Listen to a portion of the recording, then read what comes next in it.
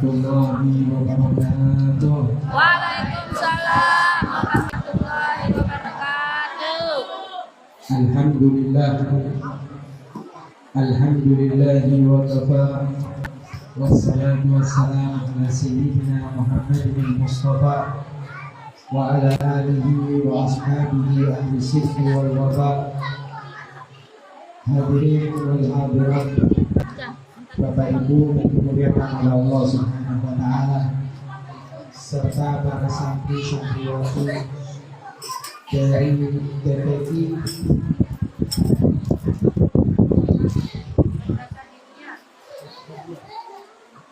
santri-santriwati TPI Al-Aqabiyah Asuhan Ustaz Nursolis, begitu pula para asatid, para guru, para hadirin hadirat yang mohon maaf tidak bisa saya sebut satu persatu namanya, akan tetapi tidak mengurangi sedikit pun rasa hormat dan takdim saya kepada pihak berataan.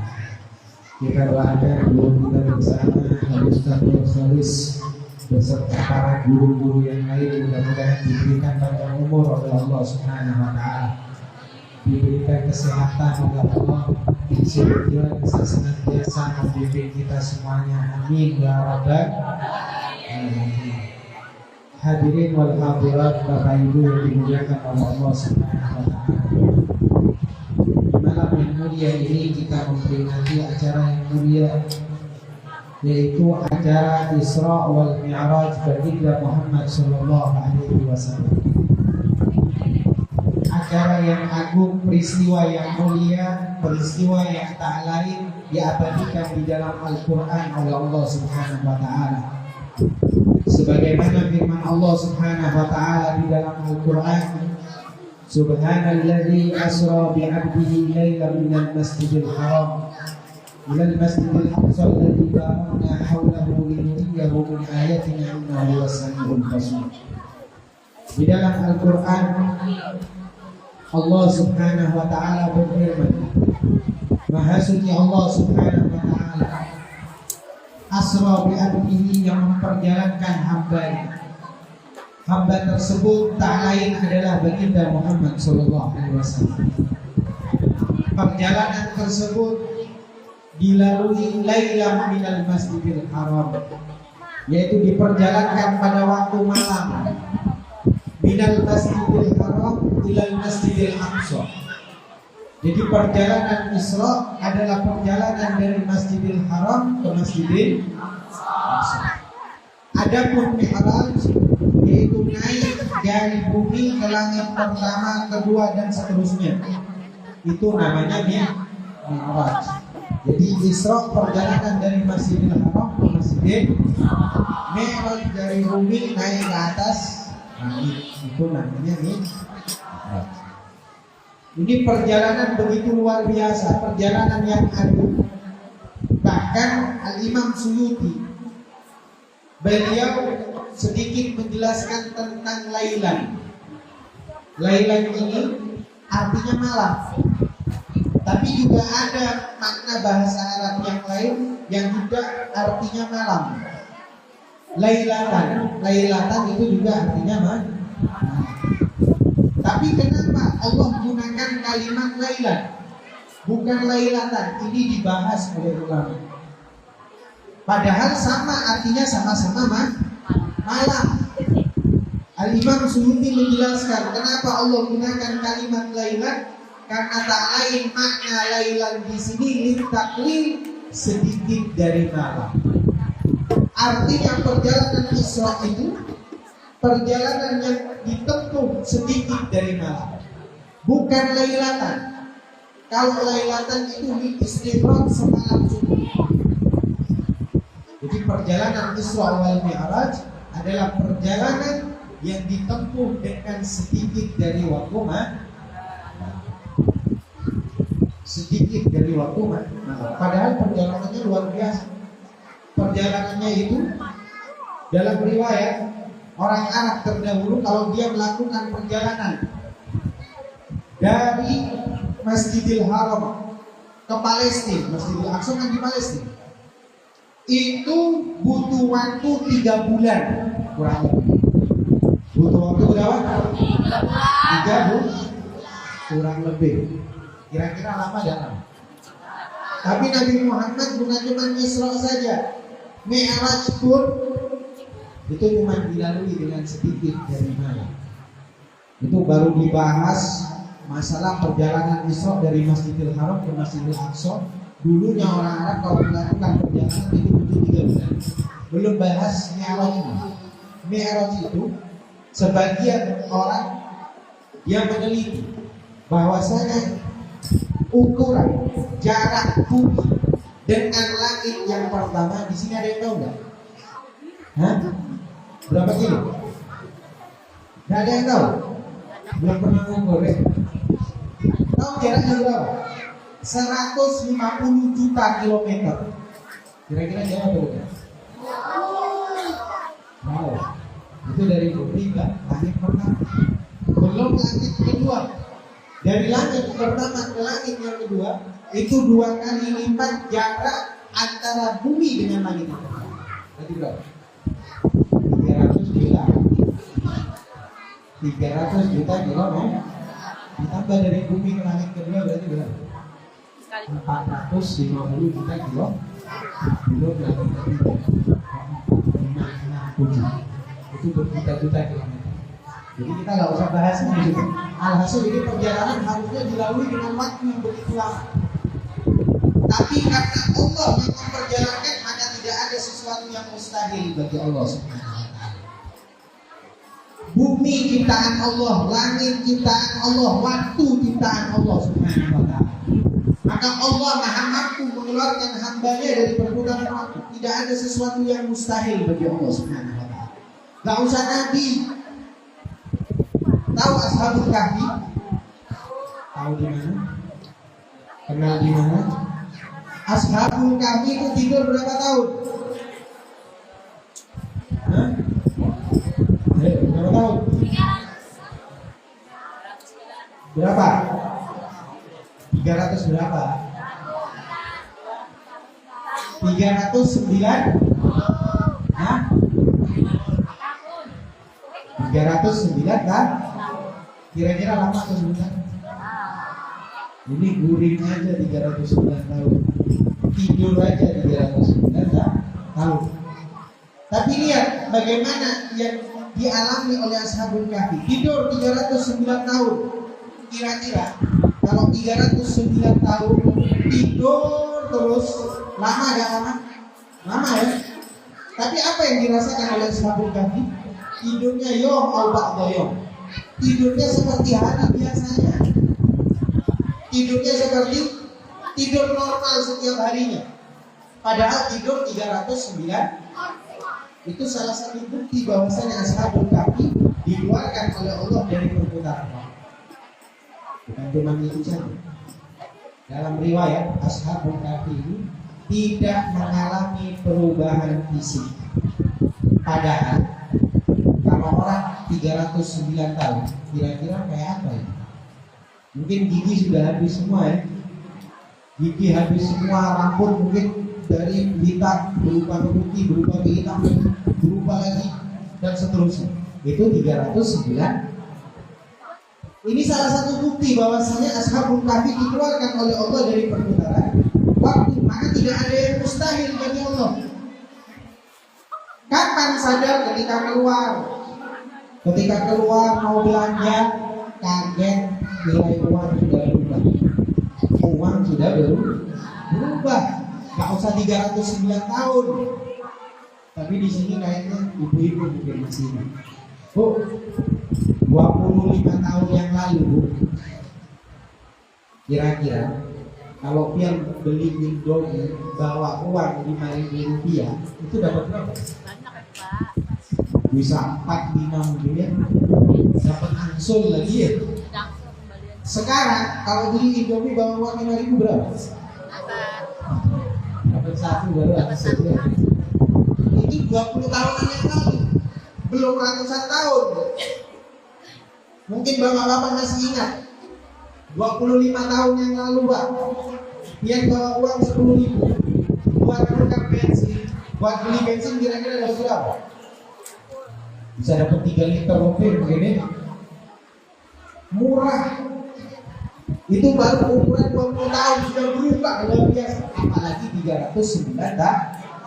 Anu sadar kalau dikeluarkan dari perputaran waktu 309 tahun tidur, tapi dia rasakan tidur seperti biasa. Tidur normal setiap harinya, dia rasakan seperti itu. Padahal hakikat tidurnya 309 dah. Ini salah satu bukti bahwasanya ini kuasa Allah. Allah yang menciptakan segalanya. Allah Maha mampu mengeluarkan hambanya dari perputaran waktu. Nah, kalau ashabul kahfi diberi oleh Allah, apalagi baginda Muhammad SAW. Kalau ashabul kahfi diberi yang seperti itu oleh Allah, apalagi Nabi Muhammad. Perjalanan yang harusnya dilalui begitu lama, berjuta-juta kilometer, tapi hanya dilalui sedikit dari malam. Bahkan dalam riwayat, ketika Nabi Muhammad dijemput oleh malaikat Jibril untuk melakukan perjalanan Isra wal Mi'raj, dijemput kemudian kembali lagi, itu tempatnya masih asing. Berarti masih sebentar. Kalau lama nggak panas lagi sih, masih hangat tempatnya Nabi SAW. Itu bukti kalau iman sebentar. Ya, kalau diceritakan perjalanan Isra wal Mi'raj luar biasa. Banyak yang dilalui oleh Nabi Muhammad, banyak yang ditemui oleh Nabi Muhammad SAW. Maka tidak ada yang mustahil bagi Allah memberikan keberkahan waktu kepada setiap hamba. Tak usah Nabi, para sholihin itu banyak yang dapat keberkahan waktu. Sahabat Nabi banyak yang dapat keberkahan waktu. Di antaranya sahabat Tamim bin Aus al-Adjar. Itu salah satu sahabat Nabi Muhammad.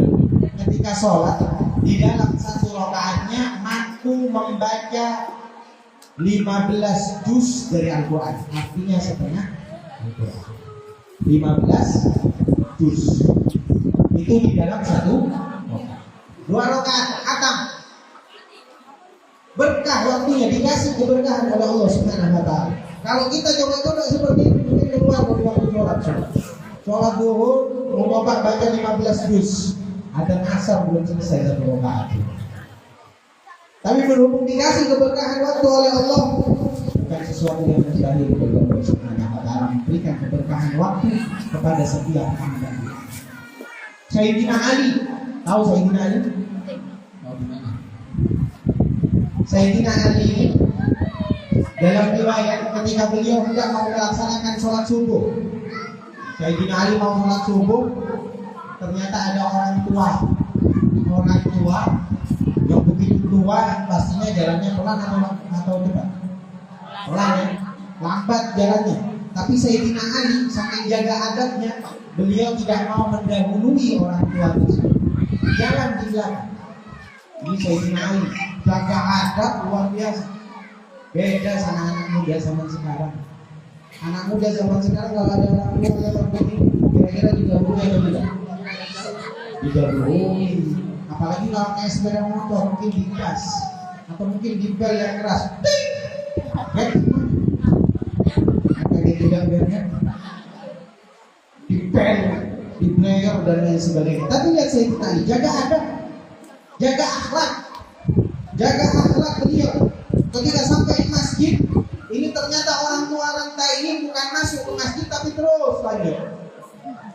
Sayyidina Ali masuk masjid. Ternyata orang tua rantai tadi ini bukan orang muslim. Ini waktu subuh. Sebenarnya kata Sayyidina Ali, seharusnya aku ini telat sholat subuh. Jangankan sholat berjamaah sama Nabi, mungkin waktu subuh sudah keluar. Tapi Sayyidina Ali kaget ketika masuk ke masjid, mendapatkan Nabi Muhammad SAW dalam posisi ruku di rakaat yang pertama. Masih di dalam posisi ruku di rakaat pertama. Sayyidina Ali ini berarti makmum apa? Makmum masbuk. Apa makmum masbuk? Makmum yang tidak mendapati bacaan surat Fatihah. Dia tidak bisa baca Fatihah lagi, sudah disebut. Makanya gugur kewajiban baca Fatihah. Apa yang diwajibkan? Takbiratul ihram. Tumanina, langsung ruku.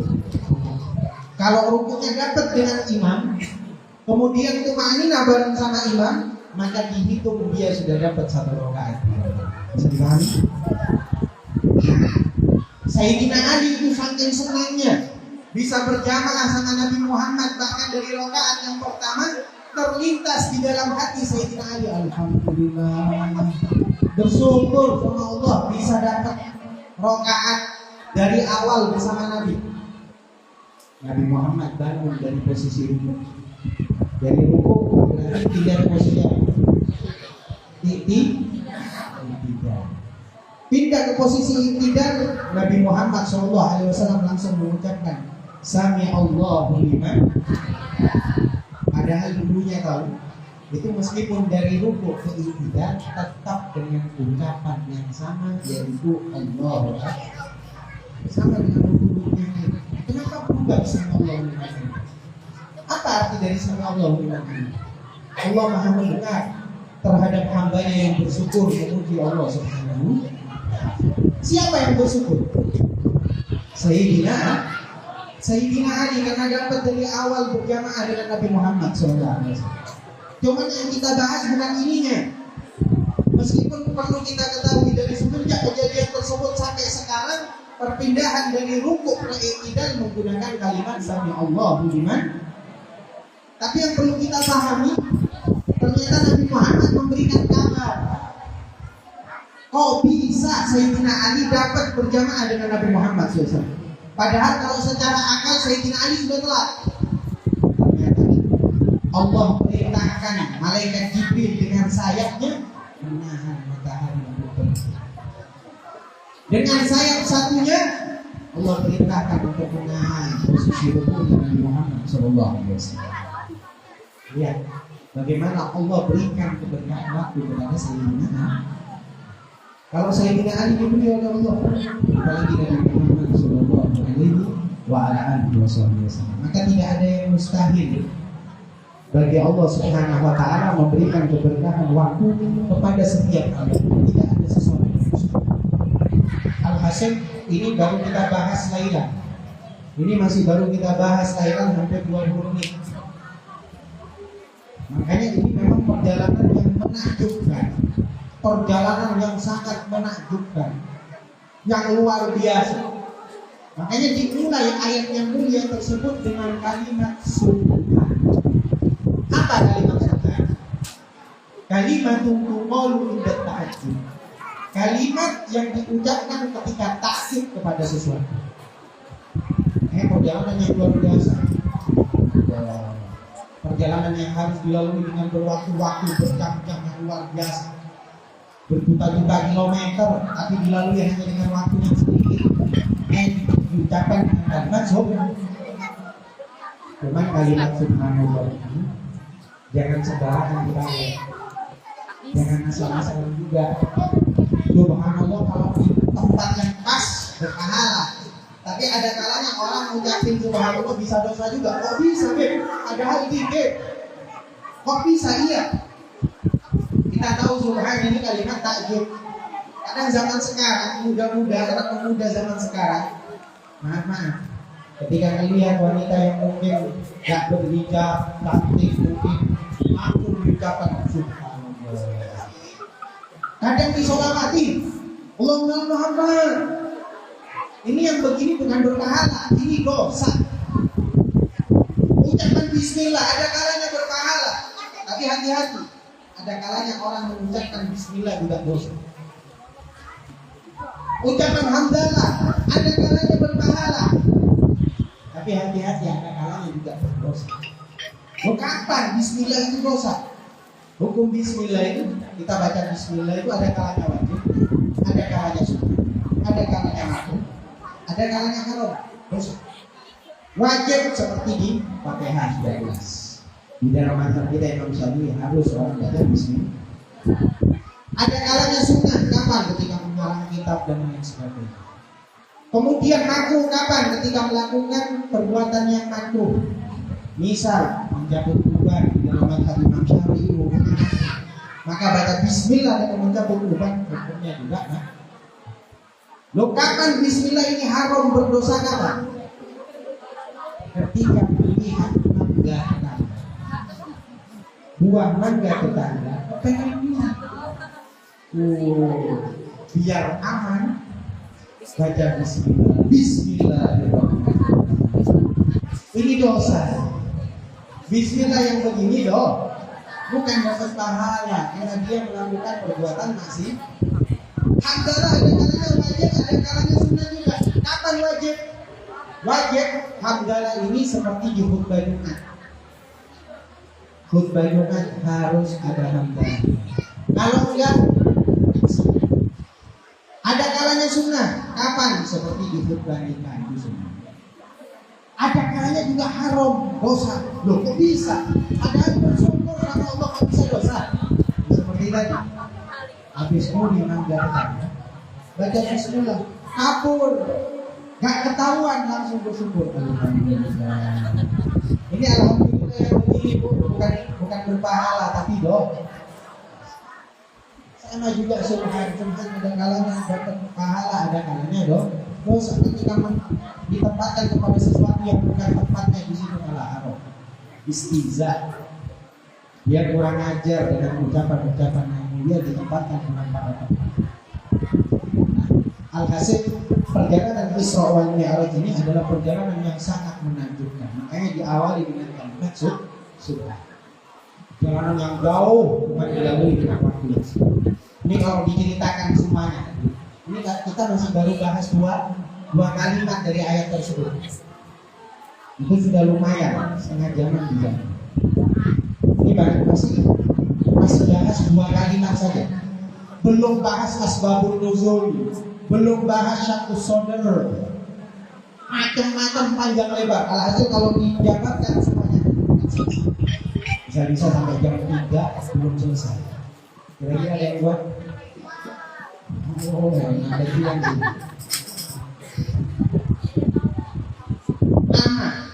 Singkat aja. Alhasil Nabi SAW ketika melakukan perjalanan Isra wal Mi'raj itu ada kendaraannya. Kendaraannya apa? Hah? Apa?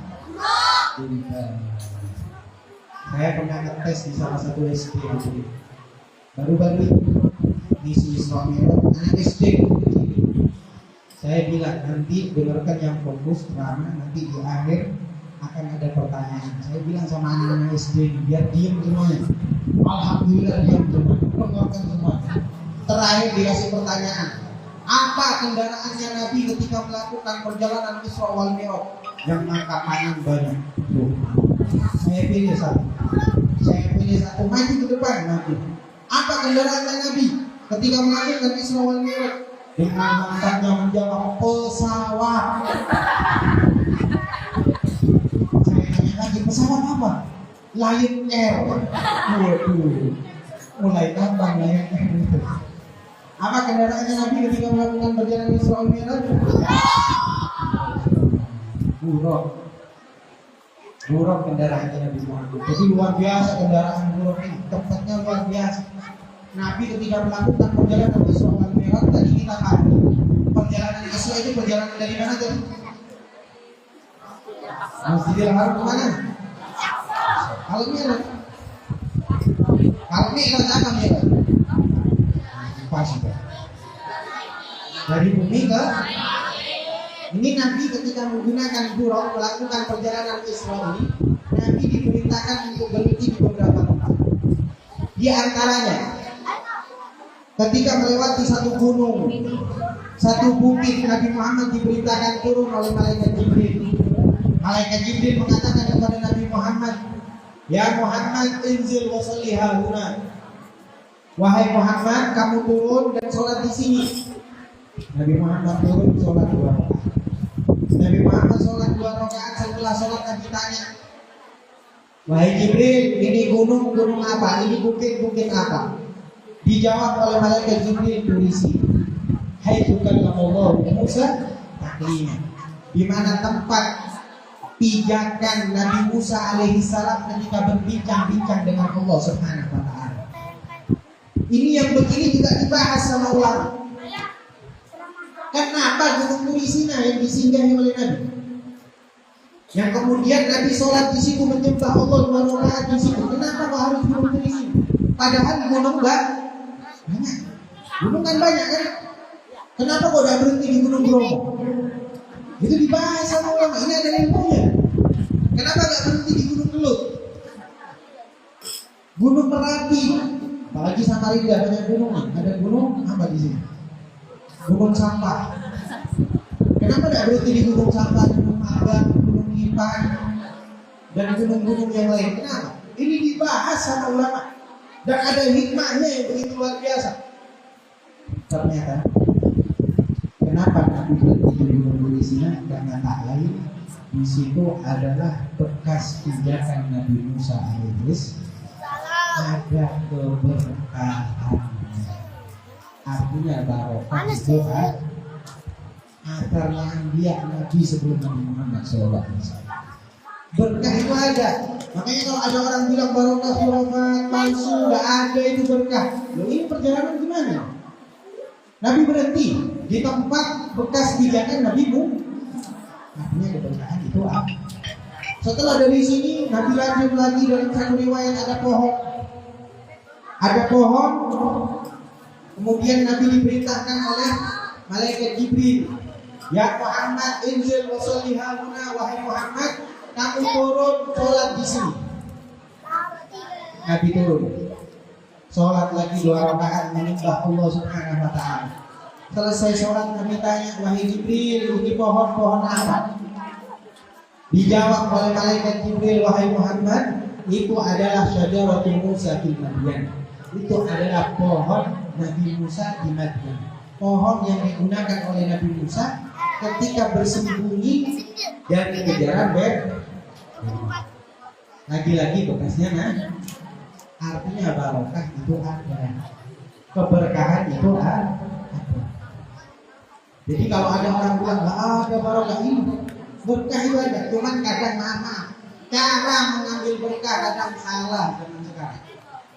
Kok bisa? Iya, diantaranya ketika melihat ada guru pakai sandal yang mewah, sandal yang mahal, tahu kalau sandalnya mahal, langsung datang ke gurunya, guru pengen berkahnya, saya pengen ngambil berkahnya guru, apa? Sandalnya guru. Ini bukan nyari berkah, ini namanya ngerampok segala pelan-pelan. Banyak cara ngambil keberkahan, kadang kalau ini banyak. Di antaranya kadang sering dibuat rebutan itu apa? Kopi atau tehnya dulu, ya atau tidak? Ya kan? Kadang ada yang salah kaprah. Dalam satu hadis Nabi katakan, "Ajarul mu'min dawa," kata Nabi Muhammad. Bekasnya orang mukmin itu obat. Ini kalau bekasnya orang mukmin obat, apalagi bekasnya guru yang soleh, yang mengajarkan agama dan lain sebagainya. Oh, pasti luar biasa. Makanya kadang jadi rebutan bekasnya guru itu. Cuman kadang salah kaprah. Gurunya baru duduk, baru minum, langsung datang guru pengen berbagian guru. Apa? Kopi guru, diseruput kopinya guru. Gurunya masih ada. Nah, ini namanya gak ada. Caranya gimana? Ketika guru sudah beranjak, itu silakan diambil, silakan diminum, habisin, nggak apa-apa. Tapi kalau sudah gurunya berat, banyak macam-macam. Pernah kejadian di Madura, saya sendiri yang ngalamin. Waktu kejadian di Madura, saya dakwah beberapa hari di sana. Di pelosok masuk dakwah ngajar di sana, subhanallah. Saya pamit kepada salah satu tokoh di sana. Tokoh ini luar biasa mengumpulkan anak-anak kecil untuk baca Al-Quran dan lain sebagainya. Ketika saya pamit, saya bilang, Ustaz, saya pamit, saya mau pulang. Beb, tunggu dulu Beb. Anak-anak mau saya kumpulkan. Dikumpulkan anak-anaknya, semuanya anak didiknya. Kemudian bilang begini, Beb, saya pengen berkahnya dia untuk anak-anak santri saya. Oh silahkan, apa? Pinjam Beb serbannya, ridanya pinjam. Oh, saya pikir ini serban mau dipasangkan satu-satu ke santri. Ternyata dugaan lain. Bilang ke salah satu santrinya, nak, ambilkan ember, ambilkan bak isi air. Deg-degan juga saya. Ini lain seperti rasa. Kok ember di bawah isi air, ini serban subhanallah. Dicelupin di depan mata saya sendiri. Dicelupin kemudian dibagi-bagikan kepada santrinya. Basa-basa dikembalikan lagi kepada saya. Saya bilang, oh kalau begitu Ustaz, iya santrinya biar dapat berkah, saya yang pulang kedinginan. Memang kadang diuji sama Allah Subhanahu. Makanya siap-siap nanti kalau sudah jadi Ustaz diuji itu siap-siap yang sadar. Terima aja, senyum aja, mau diapain ya senyum aja sudah. Alhasil banyak kadang orang itu salah di dalam mengambil berkah. Berkah itu ada, tapi cara mengambilnya yang kadang salah. Alhasil tidak mau panjang lebar di sini karena waktunya sempit. Kemudian setelah di tempat yang berapa tadi? Tempat yang setelah itu Nabi lanjut lagi ke tempat yang ketiga. Dalam satu riwayat di dalam itu banyak istana, ada kamar dan lain sebagainya. Nabi diperintahkan turun untuk sholat di sana. Nabi sholat 2 rakaat. Selesai sholat Nabi tanya kepada malaikat Jibril, wahai Jibril, ini tempat apa? Dijawab oleh malaikat Jibril, wahai Muhammad, itu adalah Baitullah min haitsu wulida Isa. Itu adalah Baitullah min, tempat di mana lahirnya Nabi Isa alaihissalam. Lagi-lagi bekasnya Nabi, makanya keberkahan itu ada. Selesai sholat di situ, Nabi lanjut lagi. Dalam riwayat banyak pepohonan kurma. Nabi sholat di sana, disuruh turun, sholat lagi. Sholat 2 rakaat, selesai sholat Nabi tanya, wahai Jibril, ini tempat-tempat apa?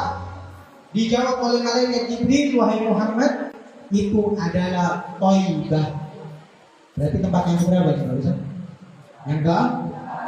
Apa Thaibah? Ada yang tahu?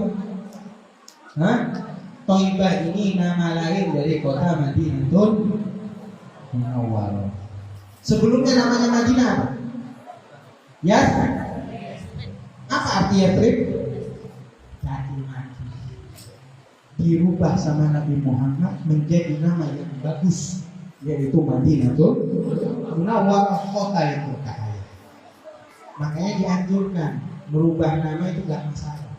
Ini kalau kota aja dikasih nama dirubah sama Nabi. Bahkan dalam riwayat Nabi itu merubah nama para sahabatnya kurang lebih 600 sahabat. 600 sahabat dirubah namanya sama Nabi Muhammad. Di antaranya ada yang namanya Haznun. Haznun ini artinya sumpek, sedih, galau. Bahasa sekarang ya? Galau. Makanya dia itu jangan kasih nama anak galau. Sedih, dikasih nama seperti itu. Dirubah sama Nabi Muhammad menjadi Sahlun. Apa arti Sahlun? Mudah, relax, santai dan lain sebagainya. Dikasih nama yang bagus sama Nabi Muhammad. 600 sahabat kurang lebih dirubah namanya Nabi Muhammad. Makanya kasih nama lebih-lebih ke anak kita, kasih nama yang bagus. Kasih nama yang bagus. Ada pertanyaannya begini, Beb, nama saya sudah terlanjur kurang bagus, maknanya gimana kalau dirubah? Gak apa-apa. Nabi merubah nama para sahabat, gak masalah. Terus KTP gimana, Beb? KTP urusan KTP hadirin. Administrasi biarkan dengan KTP-nya. Tapi nanti ketika di hari kiamat, kebangkitan dan lain sebagainya, nama kita nama yang bagus. Malaikat itu gak bakal tanya, Munkar Nakir gak bakal tanya mana KTP-nya. Gak ada riwayat tanya KTP. KTP cuma di dunia saja. Dirubah nama gak masalah. KTP tidak usah dirubah, gak usah, gak masalah. Alhasil kasih nama yang bagus. Lebih-lebih ke anak-anak kita itu kasih nama yang bagus. Ini zaman sekarang asal keren kasih nama. Kadang mama yang ditiru artis. Padahal nama keluarganya Nabi itu banyak.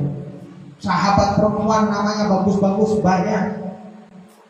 Sahabat laki-laki namanya bagus-bagus banyak. Keluarganya Nabi banyak yang bagus-bagus. Tapi zaman sekarang lebih memilih namanya artis. Makanya kadang kalau tasnya itu kadang gurunya itu kesulitan. Bingung sama nama itu. Kadang panjang. Kadang ada juga yang singkat tapi gak ada artinya. Ketika ada pengalaman salah satu guru ketika tasnya ngasih kertas kepada guru tersebut, guru ini saya pengen tasnya buat anak dulu. Siapa anaknya? Bella. Di Ditanya sama gurunya, apa artinya bela? Gak tahu guru. Gak tahu artinya, gak tahu. Terus kenapa dikasih nama bela? Iya guru, saya ngefans sama artis namanya Bella. Gak ada artinya, gak ada guru, gak tahu saya. Kata si guru, gimana kalau saya tambahin?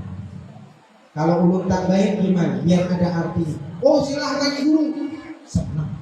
Ditambahin sama gurunya, ditambahin apa? Sukawa. Jadi apa? Ada artinya ya. Ini kalau masih namanya Mbak. Nama usaha kasih nama yang bagus. Jangan asal-asalan. Orang zaman sekarang kasih nama usaha asal-asalan. Padahal ajaran ini ngasih nama yang bagus ini adalah ajaran Nabi Muhammad SAW. Tafa'ul yang begini yang mengajarkan adalah Rasulullah SAW. Cuman kadang ketika saya pulang ke Jawa Timur itu banyak nama-nama toko itu, nama-nama tempat usaha itu bagus-bagus.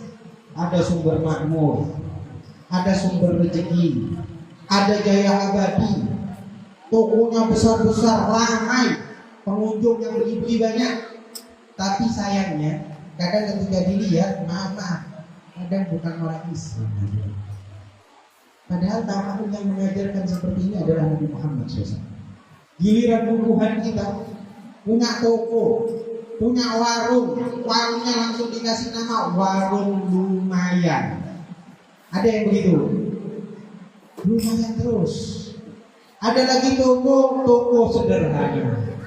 Ada yang begitu? Kurang bagus, kasih nama yang lebih bagus, sederhana terus. Ada lagi kadang toko serba 5.000. Kapan naiknya? Padahal yang ngajar tafa'ul begini adalah Nabi Muhammad Sallallahu Alaihi Wasallam. Makanya kasih nama yang bagus. Nama untuk anak kasih nama yang bagus. Nama usaha kasih nama yang bagus. Nama toko kasih nama yang bagus. Sumber rezeki, sumber makmur dan lain sebagainya. Kemudian setelah sholat di Madinah, yang berikutnya di tempat yang keberapa? Yang kelima. Di mana? Di Masjidil Aqsa menjadi imam para anbiya wal mursalin. Jadi imam di situ selesai jadi imam baru mi'raj, naik ke atas lah. Pertama, kedua dan lain sebagainya bertemu dengan para anbiya. Ini panjang kalau kita. Alhasil ada pemandangan yang Nabi lihat. Nabi SAW melihat ada sekelompok kaum yang menanam bibit di hari itu, panennya juga langsung. Nanam bibit di hari itu, panen juga langsung. Nabi kaget. Nanti tanya, wahai Jibril, ini pemandangan sangat menakjubkan. Ini panen di hari itu, tanam bibit di hari itu, panennya juga di hari yang sama. Harusnya orang kalau tanam bibit nunggu beberapa bulan baru panen. Tapi ini enggak. Tanam bibit di hari itu, panennya langsung. Nabi kaget, Nabi tanya, wahai Jibril, ini kaum siapa? Malaikat Jibril menjawab, wahai Muhammad, itu adalah kaummu. Nabi senang. Ternyata ada di antara kaumnya Nabi Muhammad yang luar biasa. Tanam bibit di hari yang sama, panennya juga di hari yang sama. Nabi tanya, kaumku yang bagaimana? Nabi di malaikat Jibril menjawab, kaumku yang mujahiduna fi sabilillah. Kaumku yang jihad di jalan Allah Subhanahu. Tapi hati-hati memaknai makna jihad. Jihad ini jangan kemudian ketika kita dengar jihad berarti ngambil pedang, tembak, parang dan lain sebagainya. Tidak selalu jihad diartikan yang seperti ini. Lihat dalam satu riwayat, Nabi SAW setelah peperangan, Nabi pulang. Nabi mengatakan apa? Raja'na min jihadil asghar ila jihadil akbar, kata Nabi Muhammad. Atau kama qala Rasulullah SAW. Nabi katakan, kita kembali dari jihad yang kecil ke jihad yang besar. Padahal perang kepada dibilang jihad kecil. Jihad yang besar apa? Menjihad, memerangi hawa nafsu, menginjak-injak hawa nafsu kita. Itu yang lebih besar. Makanya makna jihad ini luas. Jangan disangka jihad ini ngebom sana ngebom sini. Membunuh diri sana, membunuh diri sini. Itu bukan jihad, itu jahat. Jihad gak selalu maknanya seperti ini. Jihad itu bisa diartikan juga thalibul ilm, orang yang menuntut ilmu, orang yang belajar Al-Quran. Ini orang dikategorikan jihad di dalam Allah Subhanahu wa taala. Ustaz yang mengajar itu jihad di jalan Allah Subhanahu wa taala. Orang yang ikut bantu madrasah, TPQ, musola, masjid dan lain sebagainya, ini juga dihitung jihad di jalan Allah Subhanahu wa taala. Jadi jihad maknanya luas, tak mungkin dijabarkan di tempat yang mulia ini. Insya Allah nanti lain waktu lagi, karena sudah agak malam. Dan mudah-mudahan berkahnya kita semuanya mendapatkan, insya Allah. Dari acara yang mulia ini semuanya kita mendapatkan keberkahan dari Nabi Muhammad SAW. Kita berharap mudah-mudahan berkah dari acara yang mulia ini menjadi sebab dosa-dosa kita semuanya diampuni oleh Allah Subhanahu wa taala. Hajat-hajat kita dikabulkan oleh Allah Subhanahu wa taala. Anak turunan kita semuanya dijadikan anak turunan yang saleh-salehah. Dan kita berharap mudah-mudahan berkah dari majelis yang mulia ini, santri-santriwati dari TPQ yang mulia ini mudah-mudahan dijadikan santri-santri yang kelak sukses dunia akhirat. Ilmunya manfaat insyaallah. Dan kita doakan guru-guru kita semuanya yang ada di sini mudah-mudahan diberikan panjang umur, sehat walafiat, sehingga bisa senantiasa membimbing kita semuanya. Dan kita berharap kepada Allah mudah-mudahan berkah dari majlis yang mulia ini tidaklah dicabut kelak nyawa kita oleh Allah, melainkan dalam keadaan husnul khatimah, husnul khatimah, husnul khatimah. Allahumma ja'al jam'ana hadha jam'an marhuma wa tafarruqana min ba'dihi tafarruqan ma'suma wa la taj'al fina wa la ma'ana syaqiyan wa la mahruma. Ya Rabbi bil Mustafa balligh maqasidana, ya Rabbi bil Mustafa balligh maqasidana waghfir lana ma madha ya wasi'al karami. Wa sallallahu ala sayyidina Muhammad walhamdulillahi rabbil alamin. Minta maaf sebanyak-banyaknya. Wassalamualaikum warahmatullahi wabarakatuh.